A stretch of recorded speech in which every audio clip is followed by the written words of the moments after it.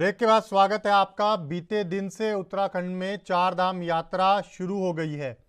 Uttarakhand CM Pushkar Singh Dhami ने गांव खरसाली में पूजा अर्चना के साथ चार धाम यात्रा की शुरुआत की। मुख्यमंत्री धामी ने इस अवसर पर कहा कि यमुनोत्री धाम से आज चार धाम यात्रा प्रारंभ हो गई है। मैं सभी को बधाई देता हूं और इस बार की यात्रा हर्षोल्लास के साथ होगी। कोई भी श्रद्धालु यहां आएगा तो सभी को दर्शन कराएंगे, इसलिए कैंपिंग की व्यवस्था को समाप्त कर दिया गया है। उत्तराखंड में चार धाम यात्रा की शुरुआत हो चुकी है।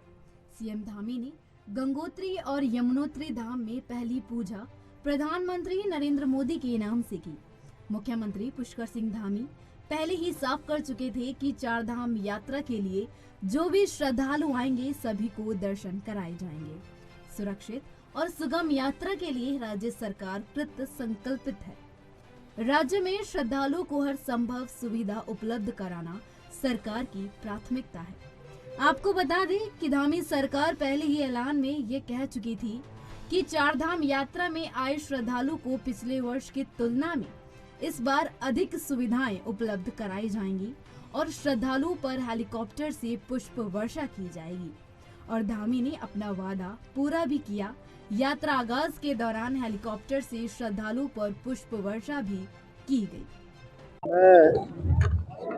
मैं सभी को बहुत शुभकामनाएं देता हूं, बधाई देता हूं कि आज चार धाम के कपाट खुल गए हैं। आज से चार धाम यात्रा हमारी प्रारंभ हो गई है और सभी आने वाले तीर्थयात्रियों की मनोकामनाएं हमारे चारों धाम पूरी करें, हमारे धाम करें। गंगा मैया, यमुना मैया, बाबा बद्री विशाल, केदारनाथ, सभी की कृपा हो।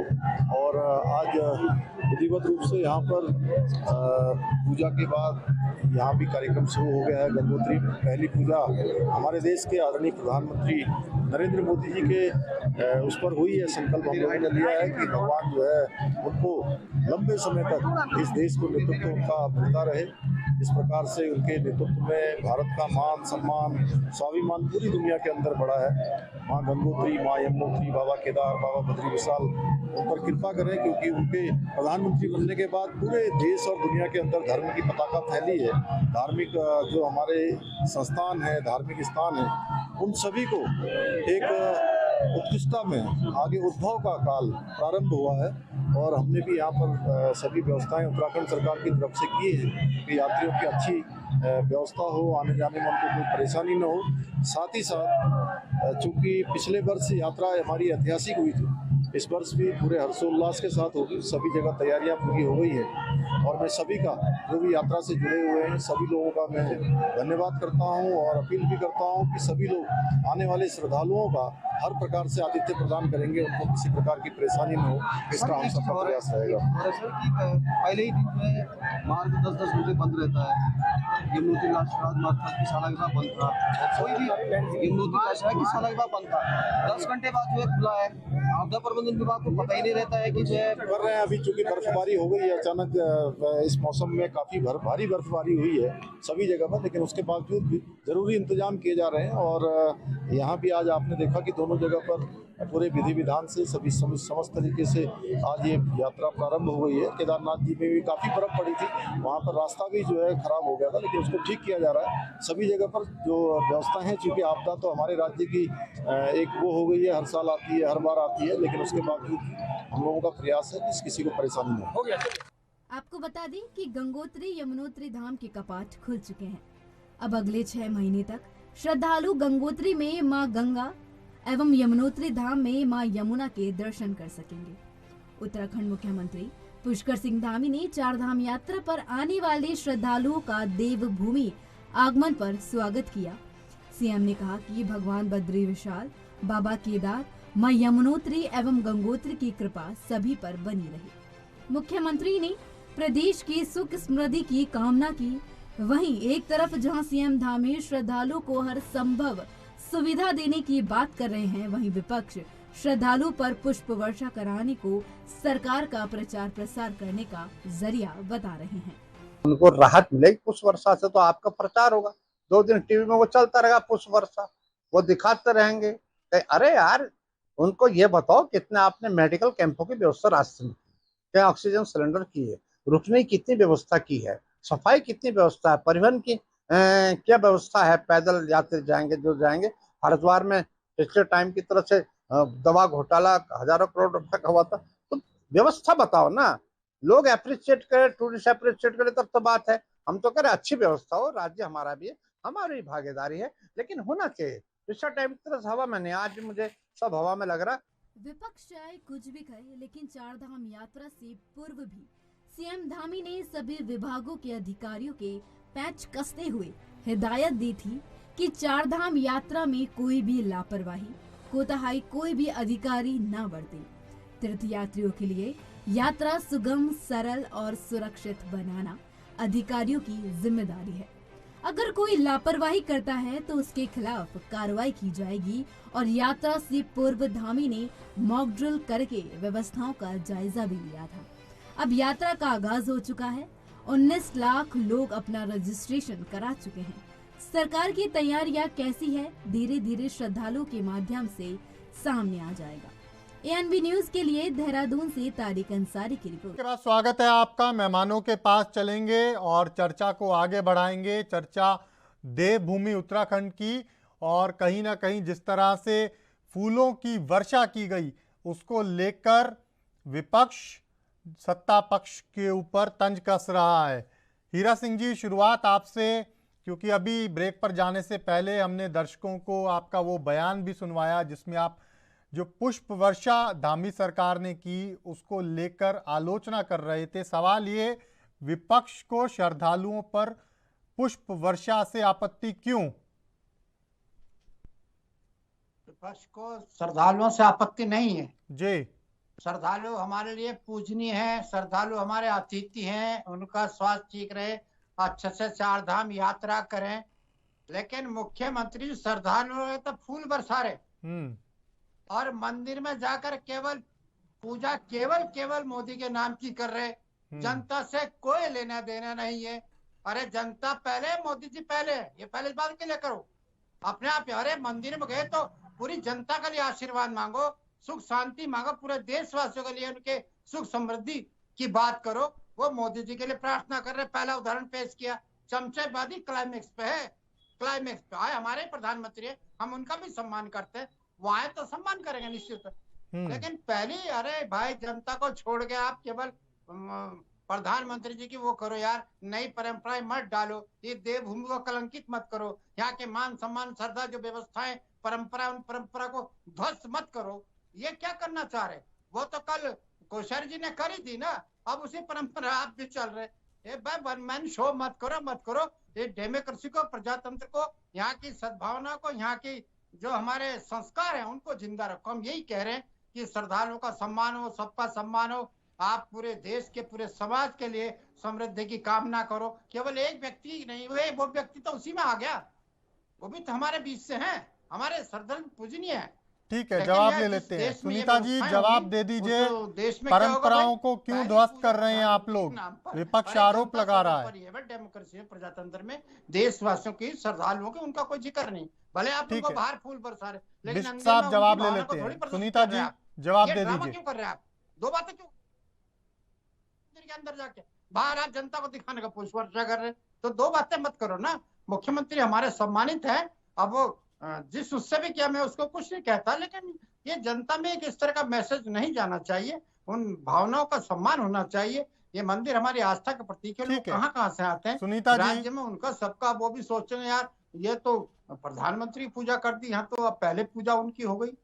वहां सब समान है भाई, वहां प्रधानमंत्री, राष्ट्रपति, गवर्नर, मंत्री संतरी कुछ नहीं है। वो दरबार में सबको समान समझो। लेकिन ये मतभेद क्यों कर रहे हैं आप? ये नई परंपरा मत करो, इस सनातन धर्म को खंडित मत करो, इसकी गौरव गरिमा को रखो।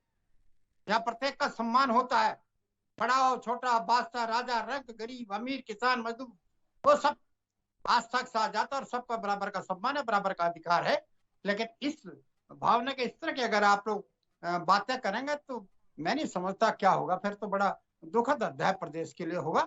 ये सांस्कृतिक विरासत को हमको अक्षुण्ण रखना है, इस सांस्कृतिक आने वाली पीढ़ी के हाथों में स्वस्थ परंपरा को देना है। लेकिन हम इस तरह खंडित करेंगे, कलंकित करेंगे, वन मैन शो करेंगे, एक आदमी पूजा करेंगे, ए भाई पूरा देश पूजता है। वहां तो करोड़ करोड़ लोगों की आस्था का प्रतीक है वो। उन सब के लिए दुआएं मांगो। ठीक है, तो मैं सुनीता समझता जी हूं जवाब अच्छा दे है। दीजिए। ये प्रधानमंत्री जी ने, मुख्यमंत्री जी ने चलिए न फिलहाल जाने एक किस छोटे तरह से ब्रेक के लिए रुकना है, ब्रेक के बाद जल्द लौट रहे हैं, छोटा सा ब्रेक।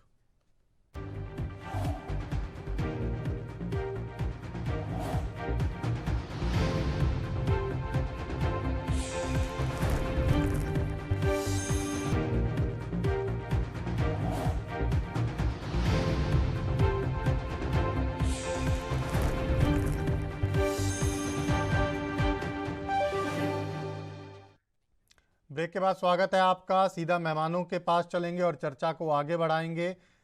ब्रेक पर जाने से पहले सुनीता जी कई गंभीर सवाल उठा रहे थे, बिष्ट साहब जवाब दे दीजिए।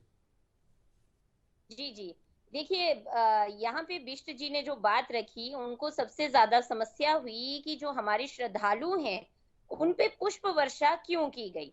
तो देखिए उनकी पीड़ा हम जानते हैं और उनकी पीड़ा बरकरार रहे इसलिए हम आने वाले हर श्रद्धालु पे ऐसी पुष्प वर्षा करेंगे, उनका स्वागत करेंगे, अभिनंदन करेंगे।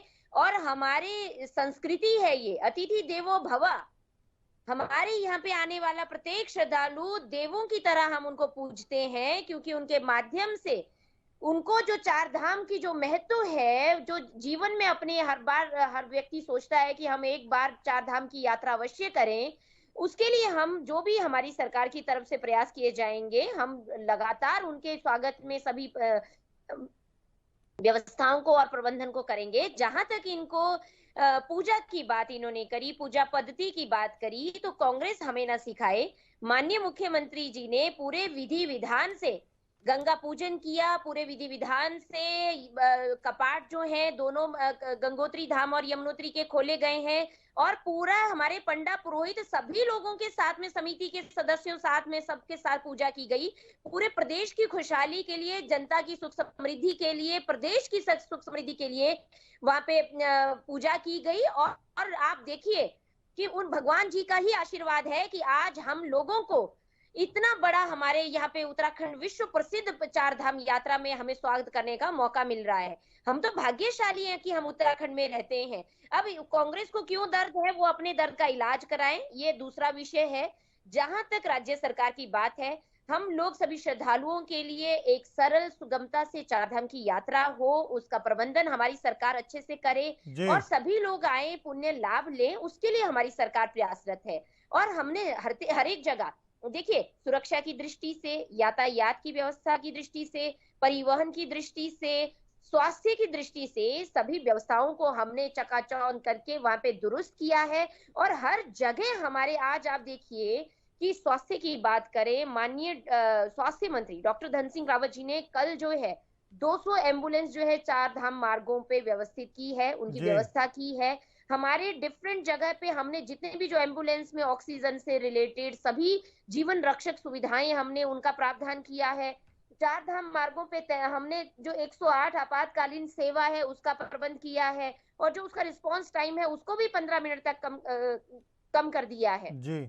दूसरी बात, मेडिकल रिलीफ पॉइंट जगह जगह पे बनाए गए हैं। किसी भी यात्री को स्वास्थ्य संबंधी कोई भी दिक्कत आती है, कोई भी परेशानी आती है, तुरंत उनकी चिकित्सा के लिए वहां पे हमारे 300 प्लस डॉक्टर्स की टीम जो है वहां पे है, पैरामेडिकल स्टाफ वहां पे है, हमारे फिजियोथेरेपिस्ट वहां पे है। लगातार हमने हर जगह पे, देखिए हर विभाग में, प्रत्येक जगह पे हमने जिस तरीके से इस बार आप देखिए कि इतनी ज्यादा व्यवस्थाएं करके दी हैं, श्रद्धालु इतने खुश हैं। और ऋषिकेश से आप जाएंगे, ऋषिकेश से आप देखिए कि पूरा ट्रैफिक रूट प्लान बना हुआ है, सभी चीजें जो है वो हम लोगों ने कैमरास वहां पे लगाए गए हैं, जितनी भी गाड़ियां वहां से जा रही हैं उनकी नंबर प्लेट ट्रेस हो, कितने वाहन जा रहे हैं, तमाम चीजों की जानकारी जो है वहां पे रखी जा रही है, रिकॉर्ड हो रही है और पूरे रास्ते में कैमरास लगे हुए हैं। परिवहन मंत्री जी द्वारा अभी देखिए कि आपने बिल्कुल, तो कहीं ना कहीं पूरी व्यवस्थाएं की हुई हैं धामी सरकार ने, यही आप कहना चाह रही हैं। बिष्ट साहब, सुनीता जी तो तमाम इंतजाम गिनवा रही हैं, सरकार ने यात्रियों के लिए, जो इतने श्रद्धालु आ रहे हैं उनके लिए तमाम व्यवस्थाएं की हैं, लेकिन सवाल ये कि आपको प्रचार क्यों नजर आ रहा है इसमें सरकार का? अब अगर बीजेपी की सरकार है तो वो व्यवस्थाएं कराएगी ना। नहीं नहीं, उनको अधिकार है, जी। सरकार उनकी है, प्रचार करने का अधिकार है। डेमोक्रेसी में प्रचार ही बहुत जरूरी है। कम से कम हमारे श्रद्धालुओं को रहे कि हमारी व्यवस्था ये की है, हम उसकी बुराई नहीं कह रहे, मैं उनको अच्छा ही कहता हूँ। लेकिन पिछले टाइम से हमको सबक लेना है, जब 200 श्रद्धालुओं ने जान गंवाई थी, क्यों ना ऑक्सीजन नहीं मिली, दवाई नहीं मिली, फर्स्ट एड नहीं मिली, इसलिए मुझे वो क्षण याद है, मैं इसलिए बात कर रहा हूँ। अगर ये व्यवस्थाएं हो रही है तो बहुत अच्छी बात है कि मेडिकल की सुविधा है, ट्रांसपोर्ट की है, परिवहन की, रुकने की है, हम कब उसको कह रहे हैं, होना चाहिए। बिल्कुल, कहीं ना ये कहीं हमारी सामाजिक ही नहीं भागीदारी धार्मिक किसी भी ये सरकार की मामला है। है, तो जो सबको मुझे लगता है बाहर से तमाम राजनीतिक आर्थिक दलों को आकर अच्छे जो कदम उठाए जा रहे हैं उनका स्वागत करना चाहिए। प्रत्येक दृष्टिकोण से स्वागत हम इसलिए भी कर रहे हैं कि इससे हजारों लोगों की रोजी रोटी भी चल रही है। बिल्कुल। हमारे ढाबे हैं, दुकान है, ठेले वाले हैं, झूठे वाले हैं, जो भी है, रिक्शा वाले हैं, बहुत हर तरह से जोड़कर हम देखते हैं तो हमारे राज्य की समृद्धि के लिए भी एक महत्वपूर्ण कड़ी है। उनकी तो बिल्कुल, आस्था और का साथ ही प्रतीक है। में हम देखिए तो उत्तराखंड को सौभाग्यशाली है, तो देवभूमि राज्य कहा जाता है, तो पूरे उनके देश आशीर्वाद में से सब एक कुछ है। छवि है। और अगर हाँ, अच्छे जी से जी। यात्रा संपूर्ण होती है किसी यात्री की, तो वो अपने राज्य में जहां से भी आ रहा है वहां जाकर कहीं ना कहीं ये बताते हैं कि उत्तराखंड में कितनी अच्छी व्यवस्थाएं की गई थी। सरकार चाहे नहीं, कांग्रेस बिल्कुल, की रही, मैं तो बीजेपी कह की रहा रही, ये व्यवस्था वो अच्छी अलग बात है। अच्छी। भगवान न करे कोई किसी तरह की अप्रिय घटना घटे, हम नहीं चाहेंगे हमारा जी प्रदेश बदनाम होता, हम भी उसी के भागीदार हैं। लेकिन सबके स्वास्थ्य की कामना करते हैं। भले बिल्कुल। ही मुख्यमंत्री जी ने केवल मोदी जी की प्रार्थना करी हो मंदिर में जाके, वहां आम जनता से लेना देना नहीं उनको, पूरे देश से उनको जनता नहीं। ये एक क्षण, एक आप मोमेंट की एक देखिए, क्षण ये है डायलॉग जिसमें होती हमको है, थोड़ा, प्लीज मोदी हमसे विरोध थोड़ा आघात सा बोलेंगे लगा। नहीं। उन्होंने पूरे देश के लिए, विरोध में तो पूरे आप प्रदेश के लिए हमेशा करने की। अपनी बात मोदी जी रखेंगे, प्रदेश की हम इस जनता बात को का एक मानते हिस्सा हैं है। आपकी। मोदी जी जो प्रदेश की व्यवस्थाएं जनता का जैसी हिस्सा बनी है, है, वो क्या बात है, राजनीति में लीड करते हैं, कोई नुकसान धार्मिक नहीं भावनाओं है, को लीड सभी नहीं लोगों करते। के ये स्वागत फर्क है, की अंतर है। स- और कोई बात दीदी की कामना माननीय मुख्यमंत्री जी द्वारा की गई है। और मैं यहाँ पे बता दूं कि देखिए, सुरक्षा की दृष्टि से भी कांग्रेस पार्टी हमारा लोहा मान रही है, क्योंकि हमने वो व्यवस्थाएं की हैं। सुरक्षा की दृष्टि से भी बिष्ट भाई साहब, हमने तमाम टोल फ्री नंबर, चाहे वो आपदा प्राधिकरण बोर्ड की अथॉरिटीज के हैं, हमारे डिस्ट्रिक्ट लेवल की अथॉरिटीज के हैं, हमारे श्रद्धालुओं की सुविधाओं के लिए जो हेल्पलाइन नंबर्स है, चाहे चार धाम टोल यात्रा टोल फ्री नंबर है, आपदा प्रबंधन है, पुलिस कंट्रोल रूम है, पर्यटन विकास निगम के हैं, तमाम हमने सुरक्षा की दृष्टि से टोल फ्री नंबर भी दिए जी हैं। और एक सबसे इंपॉर्टेंट बात यहाँ पे मैं कहना चाहूंगी कि उत्तराखंड पर्यटक जो सुरक्षा प्रबंधन निर्माण प्रणाली है, उसके तहत जो टूरिस्ट केयर ऐप है, उसको भी डाउनलोड यात्रियों द्वारा करवाया जा रहा है कि अगर कोई व्यक्ति किसी परिस्थिति में फंस जाता है तो हम उनकी लोकेशन ट्रेस करके उनको उचित जो मदद है वो पहुंचा सके। तो सुरक्षा की दृष्टि से भी बिल्कुल, बहुत कहीं ना अच्छी कहीं है। और ये देखिए, अच्छे कदम हैं जो कि यात्रियों की सुरक्षा के लिए उठाने जरूरी भी हैं, और इसका सभी को स्वागत भी करना चाहिए। और हमें सहयोग मिल रहा है। देखिए, बिष्ट जी बहुत अच्छे से जानते हैं कि जो सरकार है वो पक्ष और विपक्ष दोनों के सहयोग से चलती ही है, और हम इस बात को अच्छी तरह से मानते हैं। ये एक स्वस्थ लोकतंत्र की एक अच्छी परिभाषा है जिसमें दोनों का रोल होता है। और हम चाहते हैं, क्योंकि देवभूमि में जितने भी लोग निवासरत हैं, हम सबका ये सौभाग्य है कि हमें देश विदेश से आए हुए सभी श्रद्धालुओं का स्वागत करने का मौका मिल रहा है। और हम लोगों का ये दायित्व है कि हम कहीं पे भी कोई कमर कसर जो ठीक है, बहुत कमी शुक्रिया है। आप दोनों खास मेहमानों का हमारे साथ चर्चा में जुड़ने के लिए। अभी के लिए मेरे साथ इतना ही। आप देखते रहिए ANB न्यूज़। नमस्कार।